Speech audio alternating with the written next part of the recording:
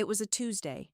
Oatmeal, laundry, the usual silence, until I opened his desk drawer and found the folder. His will. Her name. Not mine. In that moment, everything I thought I knew about my husband, my children, my life, cracked open. I wasn't just a widow anymore. I was a woman uncovering the truth, one lie at a time. I found it on a Tuesday. Tuesdays are usually my oatmeal and laundry days. Calm, repetitive, the kind of day that disappears into the week without much noise. The house was quiet, save for the low hum of the dryer and the occasional creak of the floor settling. I'd just finished my second cup of coffee, lukewarm and more habitual than satisfying, when I went looking for my shopping list pad. I thought I'd left it in the desk drawer in George's office. Still his, even though it had been mine for nearly 6 months now. That drawer had become my catch-all lately. Batteries, pens that half worked, old receipts. But as I rummaged, my hand landed on something unfamiliar. A manila folder, thick, labeled in his neat, blocky handwriting, Wills, 2022. My first instinct was to set it aside.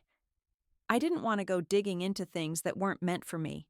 But then again, George was gone. And what harm could a folder do? I opened it, expecting a copy of the old will we'd signed together in a cramped office back in '98. What I found was something else. Something new. It was dated October of last year, notarized, clean, official. But my name wasn't anywhere in it. Not as primary beneficiary, not even as a footnote. The house, the savings, the lake cabin up north we'd barely used since his back surgery, everything was assigned to a woman I had never heard of in my life. Veronica L. Gates. I sat back in his chair, the one with the cracked leather arms and the faint smell of his aftershave still clinging to it. I reread it twice, then a third time. The signature was unmistakably his. My heart began that fluttering, bird-in-a-box kind of beating. The silence in the room turned heavy, loud. I could hear my own breath coming too fast. I closed the folder and placed it carefully on the desk, as if not to wake something sleeping. I called David first, my eldest, my reliable one. He picked up on the second ring, always efficient. I told him what I found, trying to keep my voice steady, casual even. There was a pause. Then his voice tightened, not with shock, but with something I couldn't name. Don't worry, Mom. That's probably something old. Dad must have updated it later. Let me check on that for you. He was calm. Too calm. I knew my son's voice. I knew when he was hiding something, even if I didn't know what. After we hung up, I stood in the kitchen and stared out the window. The bird feeder was empty again. The squirrels had figured out how to twist the cap off, greedy little acrobats. I should have been annoyed, but instead, I felt cold. Like I'd been standing in the sun all morning and somehow gotten chilled. I made another cup of coffee, not because I wanted it, but because it gave my hands something to do. The folder sat on the counter beside the mug, quietly offensive. I opened it again, just to be sure. Same name, same date, same absence of me. Veronica L. Gates. The name meant nothing to me. Not a friend, not a cousin, not a neighbor, not someone from our church, not anyone who had ever passed through the threshold of our lives that I could recall. I scribbled her name on a notepad and circled it. Then I tore the page out and stuck it in the pocket of my cardigan, like it might answer something later. That night I couldn't sleep. I lay on George's side of the bed. His pillow was flatter than mine, still held the indent of his head. I stared at the ceiling fan and thought about the last few months. How David had been dropping by more often than usual. How Aaron always seemed on edge when I brought up money or paperwork. How George, in those final weeks, had become quieter, more distant. Not just from his pain, but like he was thinking something he couldn't say out loud. I remembered a day, 2 weeks before his heart gave out. He'd asked me to pick up stamps, A specific kind. Forever stamps with the American flag.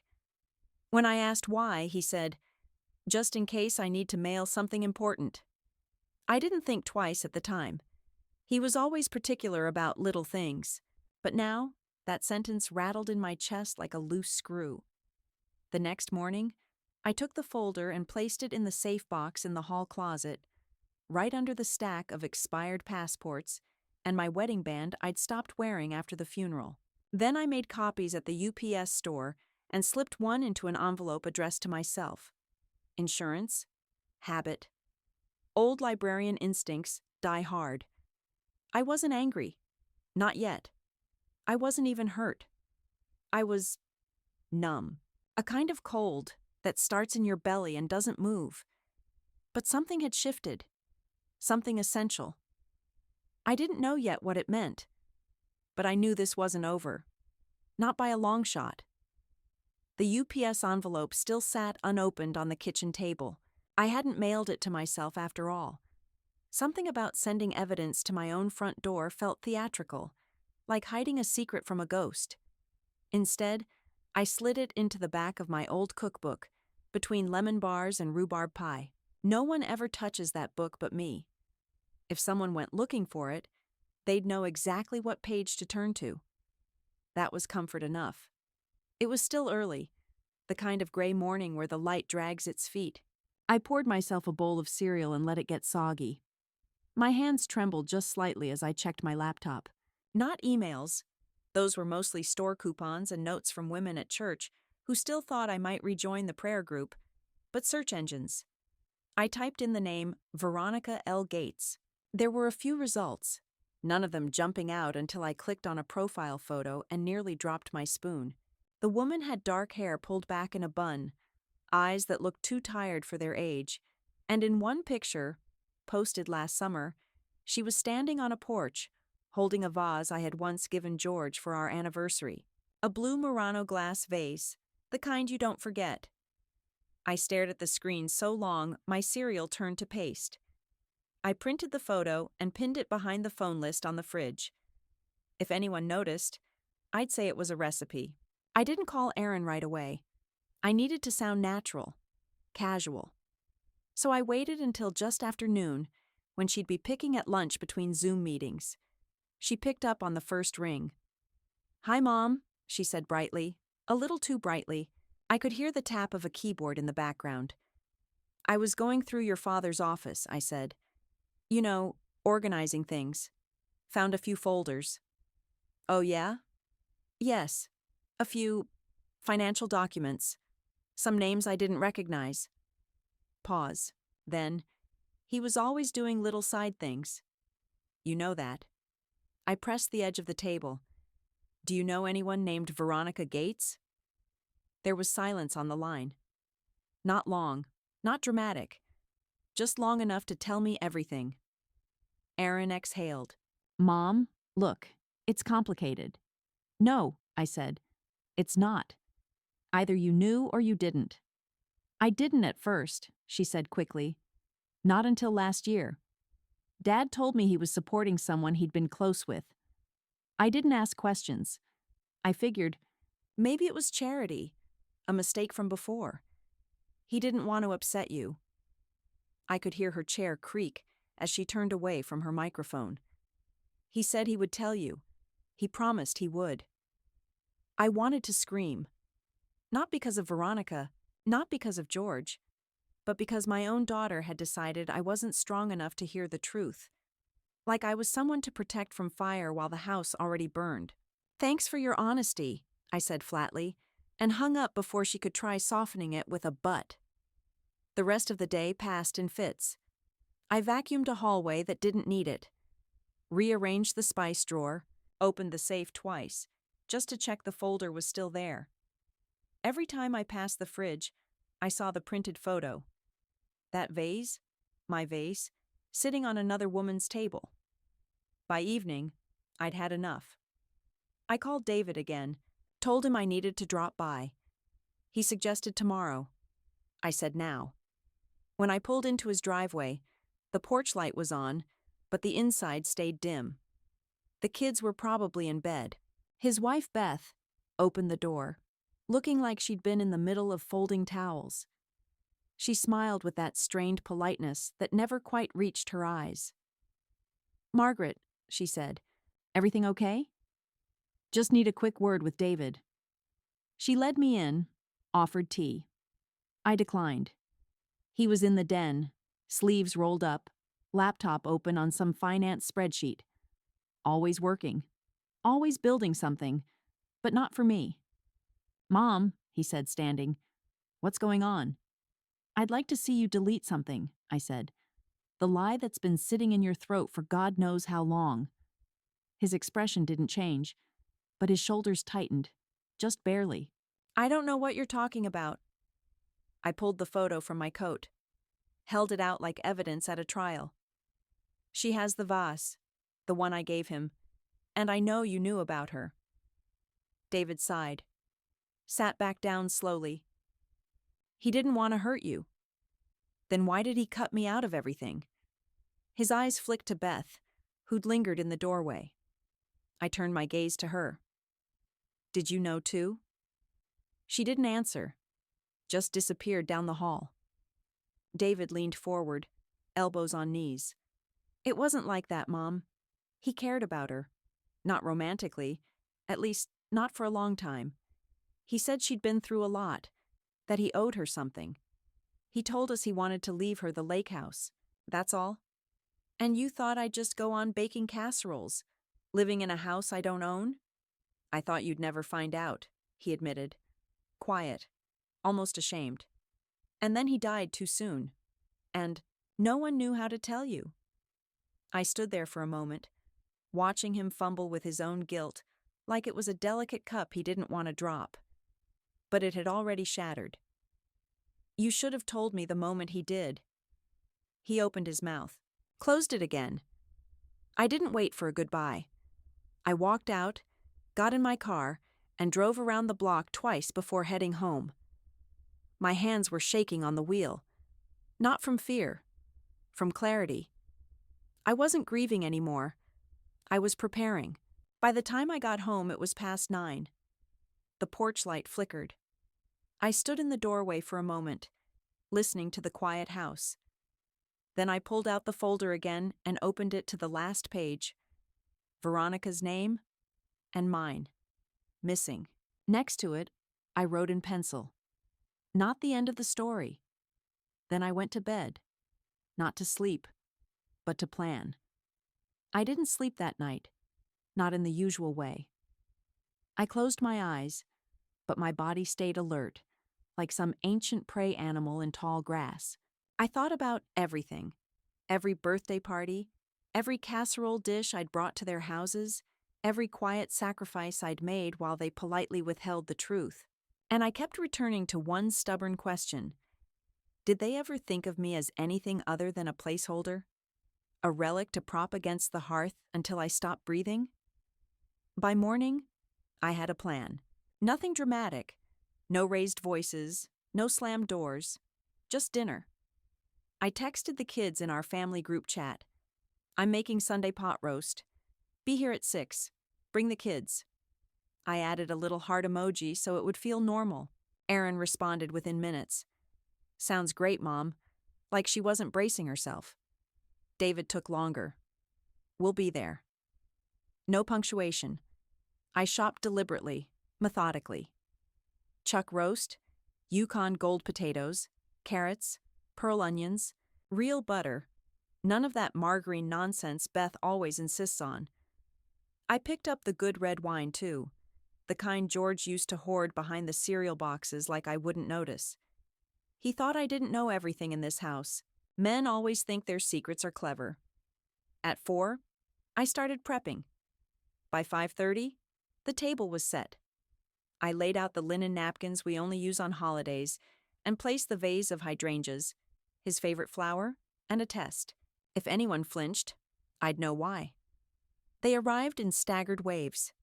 Erin first, with her youngest already glued to a tablet and the older one asking if I had any soda. David showed up 10 minutes late, Beth in tow, carrying a store-bought pie like it was an offering to a minor god. I smiled, I hugged. I served. Dinner was exactly what it needed to be. Warm, tender, seasoned with the kind of slow effort they never see. We talked about the kids, traffic, a new sushi place Beth liked. Nothing important. I let the silences hang just long enough to be noticed, like little cracks in plaster. Then I asked, "Do you remember the blue Murano vase I gave your father for our anniversary? The one from Venice?" Everyone went quiet, just for a beat. Then Aaron said, too fast, "Didn't that get broken?" I thought it broke in the move. I smiled and took a sip of wine. Number it's in Veronica's living room now. I saw it in a photo online, along with the patio furniture set. The teak one. Funny how much of this family ended up in someone else's home. Beth dropped her fork. Not loud, but loud enough. David cleared his throat. "Mom," I held up a hand. "I'm not angry," I lied. "Not in the way you think. I just want to understand how long you all decided I didn't need to know." No one answered. The kids had retreated to the living room. I heard cartoons echoing off the hallway tile. I stood and started collecting plates, one by one.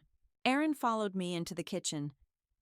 "Mom," she said soft, "we weren't trying to hurt you." "Then what were you trying to do, Erin?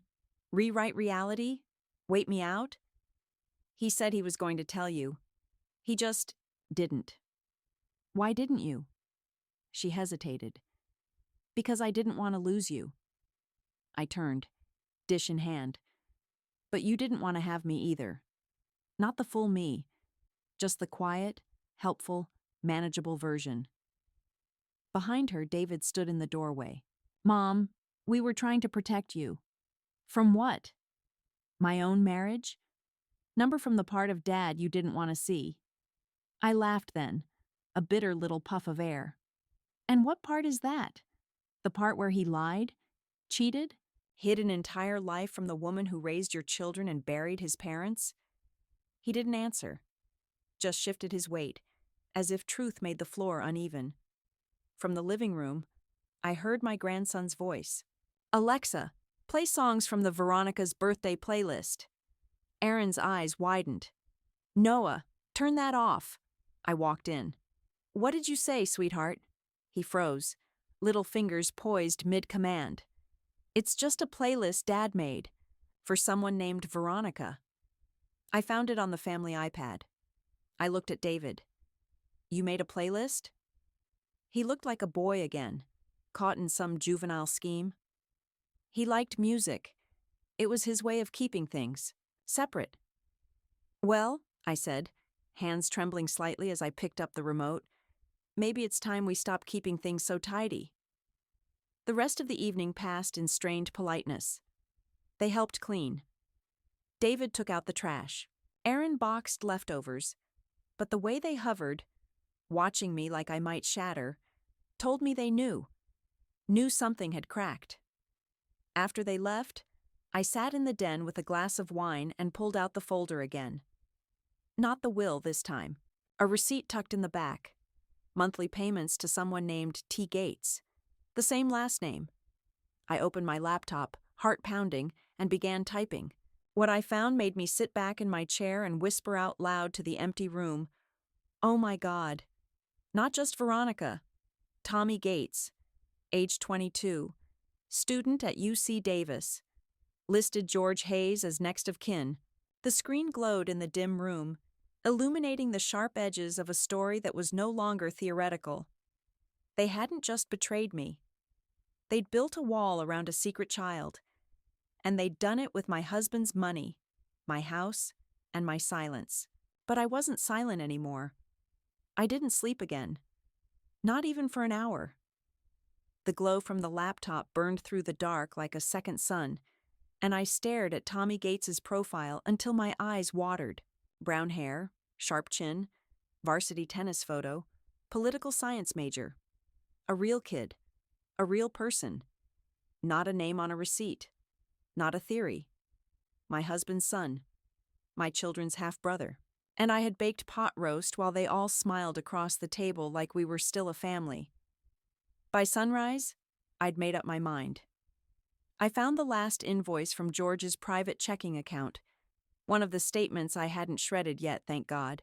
There was a phone number listed in a wire transfer memo, scrawled in his uneven writing, Veronica, cell. I stared at the digits for a long time. Then I dialed. 2 rings. Then a woman's voice, soft but alert. Hello? This is Margaret Hayes. Pause. Then, I was wondering when you'd call. I bet you were. We were both silent for a moment.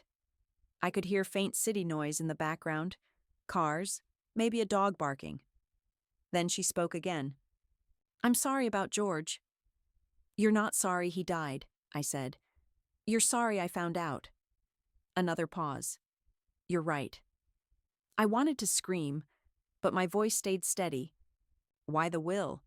He promised. Of course he did. He said he wanted to make it right. For Tommy. For what he missed. And cutting out his wife of 44 years was part of that? Her breath caught just a little. I didn't ask for everything. I asked for the lake house. For something. George insisted. Said your kids would never give Tommy a penny if he didn't formalize it. And he was right, I muttered. They would have buried you and your son in bureaucracy. She didn't argue. I imagined her there, wherever she was. Maybe a small apartment in Sacramento. Maybe sitting on the same couch I'd seen in her Facebook photo. The couch beside my vase. My memories. My husband's ghost. What were you to him? I asked. She didn't answer right away. Once, I was the mistake. Then, for a while, I was the secret. Then, I don't know, maybe just comfort. I could feel my hands clenching, nails biting into my palm. Did he love you? She gave a bitter little laugh. Not in the way you mean. He loved the version of himself he was around me. I hated how much that made sense. And your son? She grew quiet. He didn't know until last year. George visited a few times, quietly. He paid tuition, helped with rent. We never lived together. It wasn't romantic anymore. It was unfinished business. I nodded, even though she couldn't see me. Does Tommy know about the will? He knows something's coming. He doesn't know the mess behind it. Well, I said, that mess is about to become very public. She hesitated. Margaret, don't punish the boy for what George did. I'm not punishing anyone. I'm taking back what's mine. I ended the call before she could reply. The next morning, I walked into the law office of Rebecca Kwan, a probate attorney I knew from church, and laid the folder down on her desk like a declaration of war. She didn't flinch. I want to contest this, I said. Every inch of it. Rebecca opened the folder slowly, reading the first page. Has probate been initiated? 37 days ago. She nodded. Still within window, but will need grounds. Undue influence? Mental incompetence? Forgery? He had minor memory lapses, I said. Missed appointments. Forgot names.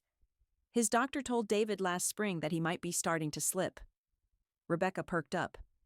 You have that in writing? Not yet. Get it. And bring any documentation of financial secrecy. Secondary accounts, wire transfers, anything suggesting coercion. I pulled out the bank printouts, the notations. He was funneling money for over 10 years, and no one told me. Rebecca stared at the pages, then looked up. You understand. If this becomes formal, it goes on record. The kids, the girlfriend, her son. This could split your family. I looked her dead in the eye. They already split it. I'm just drawing the lines. She gave a slow nod. Then let's begin. By the afternoon, we'd filed the petition to contest the will on the basis of diminished mental capacity and potential undue influence. Rebecca moved fast, drafted subpoenas, flagged the property deeds, contacted George's former physician. I went home and sat on the back porch with a glass of lemonade, watching squirrels dig holes in the flower beds he never helped plant. The breeze smelled like lilacs and resentment. Then I heard the front door open and shut. Erin stepped outside, holding her phone, face pale. Why did I just get a notification that Dad's estate is being challenged? Because I'm challenging it. Mom, what are you doing? I'm doing what none of you had the guts to do. Standing up to a lie. She sat beside me, not touching, just existing, nearby. You're going to destroy what's left of us. No, Erin. I'm just sweeping the ashes into piles so we can see what actually burned. She swallowed. You won't win. I might not, but I'll fight. Because if I don't, you'll teach your own children that secrets are normal. That silence is love, and that a woman who devotes her whole life to a man deserves to be replaced by someone no one will even talk about at Thanksgiving. Erin said nothing for a long time. Then she got up and left. I watched her walk away, then opened my phone and typed one more name into my contacts. Veronica Gates. I wasn't sure what I'd do with it yet, but I knew this. She would not be the last woman to surprise me in this story. Not if I had anything to say about it. The subpoena came through faster than expected. Rebecca called me at 8:30 that morning, her voice crisp, businesslike. Found something, she said. There's a property in Sacramento, rented for over 9 years, paid out of a personal account your husband didn't disclose in tax records. And the tenant? Leaseholder is listed as Veronica Gates, but the mailing address for payment receipts? Your son's office. David's name is on the forms.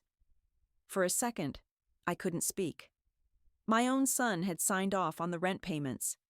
My son, who sat in my home week after week and pretended not to know anything. I didn't even hang up. I just set the phone down on the kitchen counter, grabbed my keys, and got in the car. Sacramento was 2 hours away if traffic cooperated. I didn't call ahead. I didn't tell anyone where I was going. I needed to see it with my own eyes. I drove with the air off and the windows cracked, letting hot August wind slap against my face. Every so often, I'd look at the GPS, then back at the road, hands tight on the wheel. The neighborhood was older, tidy, but sun-bleached. One-story homes with small lawns and fences that leaned just slightly from decades of wind. I parked half a block away and walked. Number 3129 had white shutters and a porch swing. A pot of fading petunias sat by the door. There was a ceramic frog by the steps, holding a sign that said, "Bless this home." I rang the bell. It took a minute. Then the door opened. Veronica looked exactly like her photos, only thinner, a little older, wearing a soft blue robe, hair pulled up with a clip, no makeup. Her expression didn't change when she saw me. I figured it was a matter of time, she said. I want to see it, I said. All of it. She hesitated, then stepped aside. He sat there, she said, pointing to a worn recliner near the window. That was his spot when he came. Usually Saturdays, sometimes Sundays if he stayed. I didn't sit. I just stood there, letting my eyes adjust to a room full of things that had once belonged to me. The lamp from our guest room, the ceramic coasters from that trip to Asheville, even the framed print of the lake from our first vacation as newlyweds. I touched the edge of the frame. You brought this from my home, I said. No, she replied. He did. While I was, what? Grocery shopping? Folding his socks? She didn't answer. I turned slowly, letting the air settle around me. Then I saw it. A framed photo on the mantel. George and Tommy, taken just last year. Tommy was tall, broad-shouldered, grinning. George had his arm around him, smiling with a kind of ease I hadn't seen in years. There were other photos. Tommy graduating high school. Tommy at the beach. Tommy in a little league uniform, bat in hand. Years of life I had never known, unfolding in another zip code. My knees nearly gave. I sat hard on the edge of the couch. Veronica didn't move to comfort me. She just stood across from me, arms folded. I didn't take him from you, she said quietly. He gave himself. I stared at her. I was his wife. I bathed his mother when she couldn't walk. I fed his father oatmeal every morning for 6 years. I buried them both. He owed me more than this. I think he knew that, she said. That's why he gave me guilt instead of love.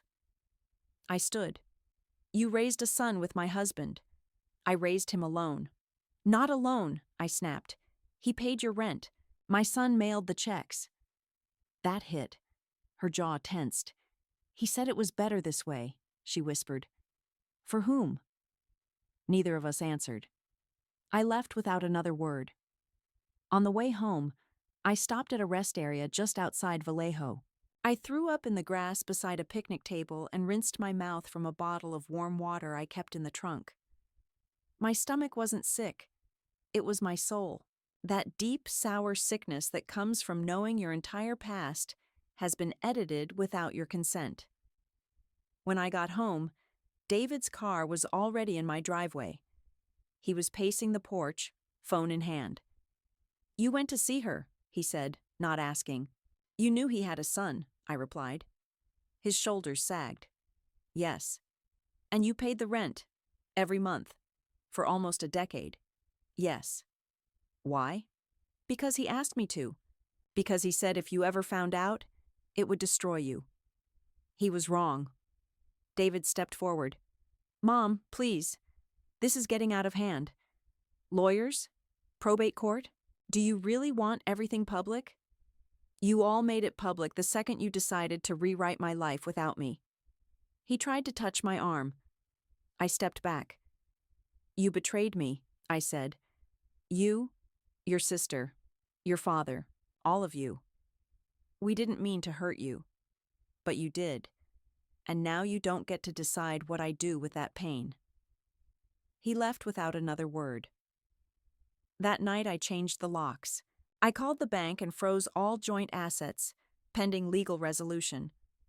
I took George's photos off the living room wall and placed them gently in a box. And then I called Rebecca and said 6 words I never thought I'd say. Let's take it all the way. Because they'd built their house of secrets. Now I was going to blow the damn thing down. The courtroom wasn't grand, not like the ones you see on TV. It smelled faintly of bleach and old paper. The judge looked bored, the clerk was nursing a coffee that had long since gone cold, and the fluorescent lights made everyone's skin look like wax. But for me, sitting there in my best navy suit and my wedding ring tucked deep in my purse, it might as well have been the final battlefield. Rebecca sat beside me, her legal pad already half filled with notations. Across the aisle sat Veronica, flanked by her lawyer and Tommy, who I hadn't seen in person until now. He looked like George. Same eyes, same stubborn tilt of the chin.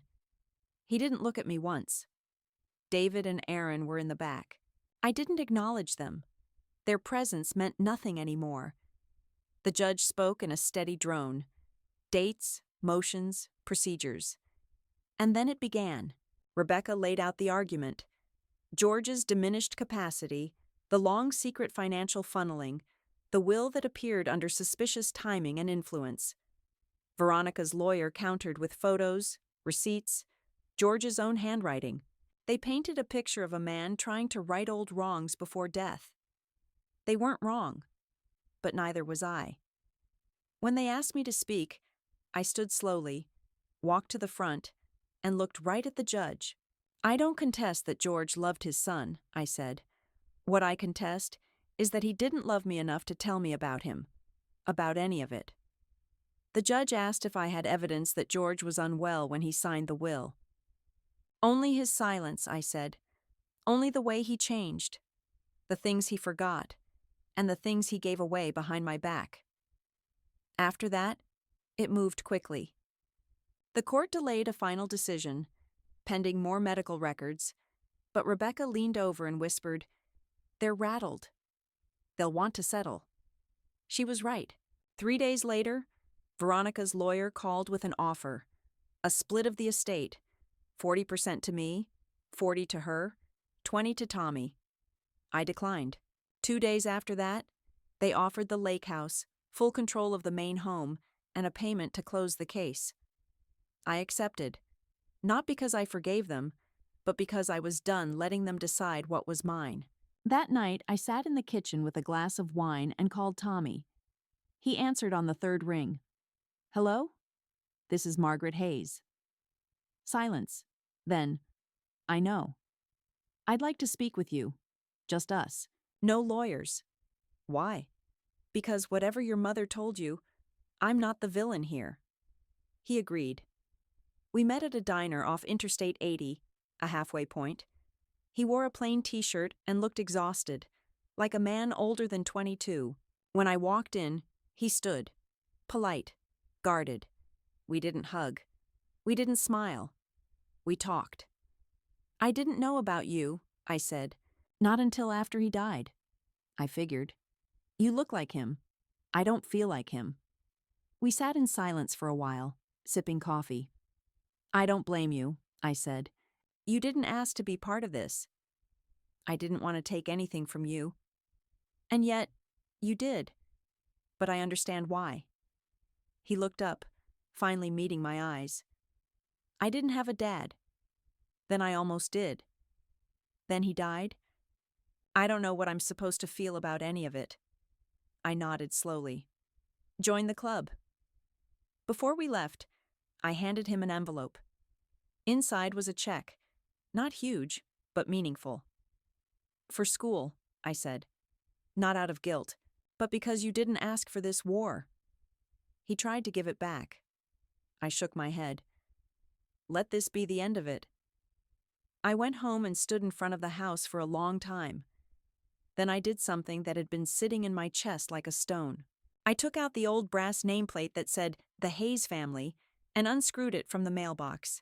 The next morning, I went to a local engraver and ordered a new one. It arrived 3 days later. I mounted it myself, with shaking hands and a screwdriver that didn't quite fit. It read, Margaret L. Hayes. Established 2025. Because in the end, I wasn't just cleaning up after someone else's legacy, I was starting my own.